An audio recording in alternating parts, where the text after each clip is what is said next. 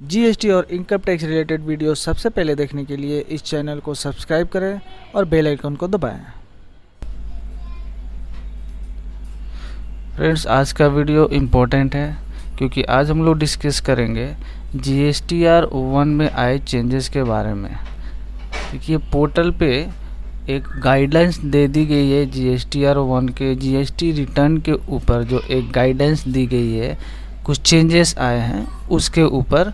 तो आज हम लोग इस वीडियो में उसी के बारे में डिस्कस करेंगे कि क्या गाइडेंस दी गई है, क्या चेंजेस आए हैं जीएसटी रिटर्न में। ठीक है, तो वीडियो में आगे बढ़ने से पहले आपसे रिक्वेस्ट है कि आप इस चैनल पे अगर नए हैं तो चैनल को सब्सक्राइब करें और ऑल बटन को भी प्रेस कर लें ताकि कोई भी नए वीडियो का नोटिफिकेशन आपके पास जल्द से जल्द पहुंच सके। तो फ्रेंड्स, वीडियो में आगे बढ़ते हैं। देखिए, पोर्टल पे एक नया गाइडलाइंस दे दिया गया है जीएसटी रिटर्न्स के बारे में। क्या है वो? देखिए, important changes related to QRMP scheme implemented on GST portal for tax payer. यानी कि क्यूआरएमपी स्कीम के अंतर्गत जो टैक्स पेयर हैं उनके लिए जीएसटी रिलेटेड कुछ गाइडलाइंस दी गई है, कुछ चेंजेस दिए गए हैं। क्या है वो चेंजेस, हम लोग एक एक करके डिस्कस कर लेंगे। ठीक है, देखिए यहाँ पर मेनली 3 चेंजेस दिए गए हैं। जैसे नंबर 1 पे है auto population of GST 3B liability from IFF and from GSTR 1। कहने का मतलब है जीएसटीआर 3B का जो लाइबिलिटी है ऑटो पॉपुलेट होता, वो तो पहले भी जैसे होता था, ऑटो पॉपुलेट होगा आईएफएफ एंड जीएसटीआर 1 से। तो चेंजेस इसमें क्या है वो हम लोग देख लेते हैं। जैसे लिखा है, a tax payer under QRMP scheme can declare there liability through optional IFF for the month 1 M2 of the quarter and form GSTR 1 for the month 3 of that quarter. बोल रहा है कि जैसे कि क्यूआरएमपी स्कीम में अगर आप हैं तो M1 और M2 के लिए आपने आईएफएफ फैसिलिटी के द्वारा आपने अपना इनवॉइस डाल दिया है, और तीसरा मंथ जो होता है आपका M3 उसमें आपने जीएसटीआर 1 फाइल किया। ये 3 क्वार्टर का जैसे रूल है होता है, आप जैसे रेगुलर करते हैं। अब इसमें क्या बोला है, declaration of liability in this forms would now be auto populated in their GSTR 3B quarterly for that quarter based on their filed form GSTR 1 and previous filed IFF declarations। इसमें अब क्या बोल रहा है कि आपका जो क्वार्टर M1 M2 M3 है, तो आपने जैसे कि M1 M2 के लिए IFF के थ्रू आपने इनवॉइस डिक्लेयर कर दिया पोर्टल पे, और तीसरा मंथ में जब आपने रिटर्न फाइल करने जाएंगे वहाँ पे GSTR 1 फाइल करेंगे। तो अब जो आपका जो उस क्वार्टर का, यानी कि एग्जांपल के लिए अप्रैल मई जून, अप्रैल मई में आपने आईएफएफ के थ्रू अपने इनवॉइस डाल दिया पोर्टल पे, और तीसरा मंथ जून के लिए आपने जीएसटीआर 1 फाइल कर दिया। तो जैसे आपने जून का जीएसटीआर 1 फाइल करेंगे, आपका उस क्वार्टर का अप्रैल मई जून क्वार्टर के लिए जो जीएसटीआर 3B होगा उसमें लाइबिलिटी जो है ऑटो पॉपुलेट हो जाएगी। अब यहाँ पे एक क्वेश्चन आपको माइंड में आएगा कि जो वहाँ पे लाइबिलिटी आएगी तो वो क्या सिर्फ आईएफएफ वाली लाइबिलिटी होगी जिसे आपने M1 M2 में डाला है, या फिर जीएसटीआर 1 वाली लाइबिलिटी जिसको आपने तीसरे मंथ में डाला है। तो यहाँ पे क्लियर कर लेना होगा आपको, और जानना ज़रूरी है कि उसमें जो लाइबिलिटी आएगी वो तीनों मंथ की आएगी, यानी कि M1 M2 और M3 आईएफएफ वाली लाइबिलिटी प्लस आपका जीएसटीआर 1 वाली लाइबिलिटी। यानी कि अप्रैल मई में आपने जो लाइबिलिटी डिक्लेयर किया वो प्लस जीएसटीआर 1 जो तीसरे मंथ में आपने लाइबिलिटी डिक्लेयर किया, वो तीनों ऐड होकर जीएसटीआर 3B की लाइबिलिटी में आपका शो करेगा। आगे बोल रहा है, this fields are editable in case of their value are revised upward or downwards, the edited fees would be highlighted in red color as usual। जैसे होता भी है मोर देन 5 करोड़ वाले टैक्स पेयर के लिए कि अगर आप ये जो फील्ड होगी जो ऑटो पॉपुलेट होगी, जिसके बारे में हम लोग भी डिस्कस किए, ये फील्ड जो एडिटेबल होगी।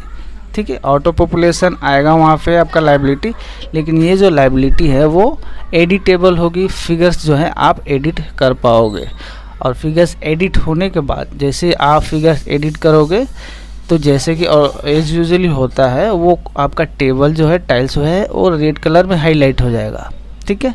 तो रेड कलर में हाईलाइट होने का मतलब ये नहीं है कि आप रिटर्न फाइल नहीं कर पाओगे, चिंता करने की बात नहीं है। रेड कलर होने के बावजूद भी आपको रिटर्न फाइल करने की छूट दी जाएगी, आप रिटर्न प्रॉपरली फाइल कर पाओगे, ठीक है। यहाँ पे आगे जैसे लिखा हुआ भी है, and a warning message will be displayed to taxpayer. However, the system would not prevent any taxpayer from filing of GSTR 3B with edited value. System जो है आपको रोकेगा नहीं एडिटेड वैल्यू के साथ GSTR 3B फाइल करने से।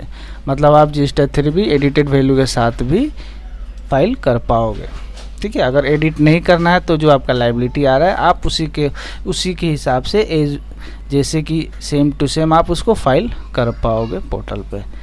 ये तो हो गया पहला चेंजेस, ठीक है। दूसरा चेंजेस में क्या है, जैसे nil filing of GSTR 1 through SMS quarterly, monthly में भी एप्लीकेबल है। अब इसमें क्या बोल रहा है कि अब आप जो है क्वार्टरली जो GSTR 1 फाइल करेंगे उसको आप नील भी फाइल कर पाओगे सिर्फ एक SMS डालकर। मतलब आप अगर मान लीजिए आपका तीसरा मंथ का GSTR 1 फाइल करना है और उस मंथ में कोई लाइबिलिटी नहीं है, कोई सेल इनवॉइस नहीं हुआ है आपका, तो आप सिंपली एक अपने रजिस्टर्ड मोबाइल नंबर से एक SMS डालना होगा। एक नंबर यहाँ पे दिया गया है 14409, ठीक है। इसमें आप नंबर पे आप एक सिंपल एक फॉर्मेट है, इस फॉर्मेट में मैसेज करना है और आपका GSTR 1 फाइल हो जाएगा, ठीक है। यह फॉर्मेट क्या दिया गया देखिए ध्यान दीजिए, यहाँ पे आपको लिखना है नील, उसके बाद स्पेस डालना है, उसके बाद रिटर्न टाइप देना है GSTR 1, आप सिर्फ R1 वहाँ लिखिए, ठीक है। नील देना है, स्पेस लिखना है, R1 लिखना है, फिर एक स्पेस आपको वहाँ पे देना है, आपका GST नंबर लिखना है, फिर एक स्पेस डालना है और रिटर्न का पीरियड देना है MMYYY में, यानी कि मंथ और ईयर में। मान लीजिए आपका अप्रैल मई ने आपने IFF में डाला हुआ है और जून का आपने नील रिटर्न डालना चाह रहे हो, तो क्या करोगे आप वहाँ पे अपना नील लिखोगे, स्पेस लिखना है, R1 लिखना है, स्पेस देना है, GST आपका नंबर वहाँ पे डालिएगा, फिर स्पेस देना है और वहाँ पे मंथ देना आपका 06/2021, 06 यानी जून 2021, ठीक है। ये आप टाइप करके रजिस्टर नंबर से आप 14409 पर मैसेज कर दोगे, आपका GSTR 1 नील फाइल हो जाएगा। नीचे में एग्जांपल जैसे यहाँ दिया हुआ है, ठीक है, आप उसको फॉलो कर सकते हो, ठीक है।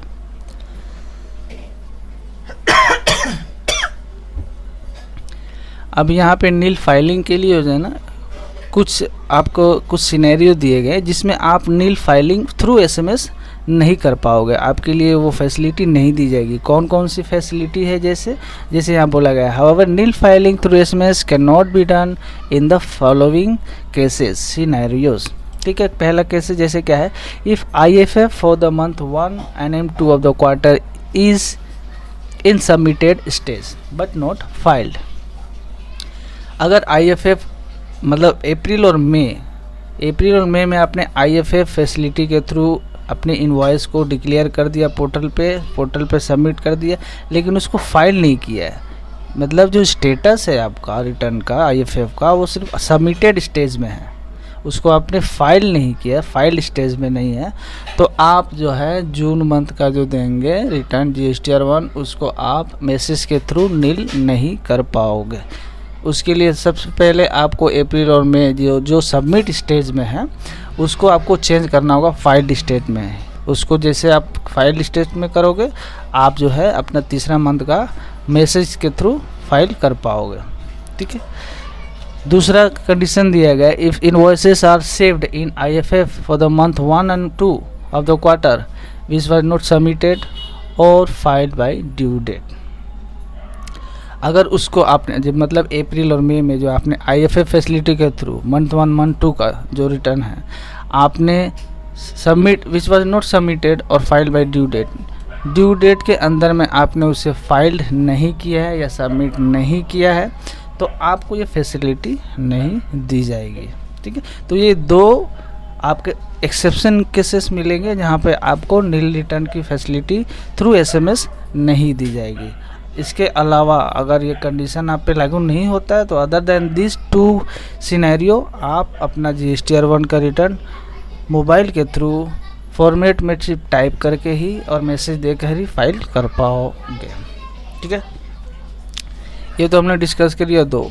तीसरा चेंजेस क्या है, जैसे कि यहाँ पे दिया हुआ है impact of cancellation of registration on liability to file GSTR1, यानी कि impact of cancellation of registration का कैंसिलेशन का क्या प्रभाव पड़ता है GSTR1 की लाइबिलिटी पे, उसका एक केस जैसे यहाँ दिया गया है वो भी देख लेते हैं। In case registration of A tax payer under QRMP scheme is cancel with effective date of cancellation being any date after first day of month M1, यानी कि month 1 of the quarter, they would be required to file their GSTR1 for the complete quarter as of the last applicable return।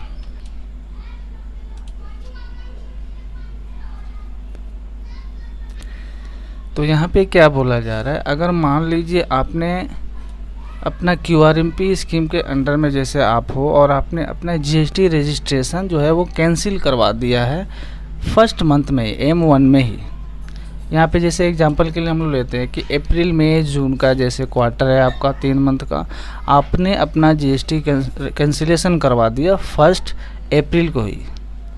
ठीक है, तो 1 April को जैसे आपने cancellation करवाया तो आपकी जो लायबिलिटी है वो जो है कैंसिलेशन पे, मतलब आपका GST रजिस्ट्रेशन का कैंसिलेशन जो आपके लायबिलिटी पर पड़ेगा कैसे। तो अगर मान लीजिए आपने M1 के ही स्टार्टिंग में ही रजिस्ट्रेशन कैंसिल करवा दिया है तो आपको सबसे पहले उस पूरे क्वार्टर के रिटर्न को फाइल करना पड़ेगा। ठीक है, जैसे यहाँ लिखा हुआ है they would be required to file form GSTR1 for the complete quarter of the last applicable return. आपको बाकी जो 2 महीने हैं उसका भी रिटर्न फाइल पहले करना पड़ेगा। जैसे कि M1 में मान लीजिए 1 तारीख 2 तारीख आपका कैंसिलेशन हो गया। ठीक है, तो आपका जो M2 और M3 है वो आपने फाइल ही नहीं किया, तो आपका जो है आपको सबसे पहले क्या करना होगा, M2 और M3 का भी GSTR1 फाइल कर देना होगा। ठीक है, एग्जाम्पल यहाँ जैसे बताया गया है, for example if the tax payer registration is cancel 1 April को, then he is not required to file GSTR1 for April and June quarter, and for form GSTR1 for Jan and March quarter shall become the last applicable return. However, if the registration is cancelled on a later date during the quarter, the taxpayer would be required to file form GSTR1 for April to June quarter. In such cases, the filing will become open on 1st of month following the month with cancellation date. यहाँ कहने का मतलब वही है, आपका अगर first month में cancellation हो जाता है तो आपका जो है पूरे क्वार्टर का GSTR1 का जो है फाइल मतलब आपको करना पड़ेगा। ठीक है, अगर मान लीजिए कि 2 तारीख को एग्जांपल के लिए 2 तारीख को आपका जो कैंसिलेशन होता है 2 अप्रैल को, तो आपका लास्ट एलिजिबल रिटर्न हो जाता है पूरे क्वार्टर का ही। आपने बोला मैंने तो 1 अप्रैल 2 अप्रैल को ही कैंसिलेशन करवा दिया, लेकिन नहीं, आपका लायबिलिटी पूरा, आप चूँकि आपने क्वार्टरली स्कीम में हैं आप, तो आपको पूरा उस क्वार्टर को ही कंप्लीट करना पड़ेगा। आपका लास्ट जो एलिजिबल रिटर्न होगा क्वार्टर का वो हो जाएगा अप्रैल में जून। भले आपका जो 2 तारीख का कैंसिलेशन हुआ है, आपका 2 अप्रैल का कैंसिलेशन आपने करवा लिया है, फिर भी आपका जो है पूरे क्वार्टर को उसको कंप्लीट करना पड़ेगा। If the cancellation has taken place on 20 May, form GSTR1 for quarter April to June can be filed any time on and after 1st of June। अगर आपका 20 मई का मान लीजिए एग्जांपल के लिए दिया गया यहाँ पे 20 मई का कैंसिलेशन हुआ है, तो आप अपना GSTR1 जो है अप्रैल और जून का, अप्रैल टू जून का आप जो किसी समय 1 जून के बाद किसी समय आप फाइल कर पाओगे। ठीक है, तो ये मेनली 3 जो है चेंजेस आया है GSTR1 QRMP स्कीम के अंतर्गत, जिसे हम लोगों ने आज डिस्कस किया। जो चेंजेस आया है पोर्टल पे इम्प्लीमेंट हो गया है न्यूली। ठीक है, ये चीज़ें आपको देखने को मिलेगी पोर्टल पे अब से फ्यूचर में जब भी आप रिटर्न फाइल करने जाओगे। तो अब आगे से जब भी आप रिटर्न फाइल करने जाओगे तो इन चीज़ों को ध्यान में रखते हुए फाइल करिएगा। तो चलिए फ्रेंड, इस वीडियो को यहीं पे ख़त्म करते हैं। आशा करते हैं कि ये जो चेंजेस आए हैं QRMP स्कीम के बारे में GST रिटर्न को लेकर आपको क्लियर हो गई होंगी। इसके बावजूद भी अगर आपके मन में कोई सवाल है, कोई क्वेरी है, तो आप कमेंट बॉक्स में विदाउट एनी हेजिटेशन आप पूछ सकते हैं। मैं कोशिश करूँगा रिप्लाई करने के लिए, ठीक है। तो अगर आपको ये वीडियो अच्छी लगी हो तो आप इसको लाइक शेयर करिए और इस चैनल को सब्सक्राइब करिए फॉर फ्यूचर कोई भी इंटीमेशन आपको मिल सके नए अपडेट के बारे में GST या इनकम टैक्स को लेकर, ठीक।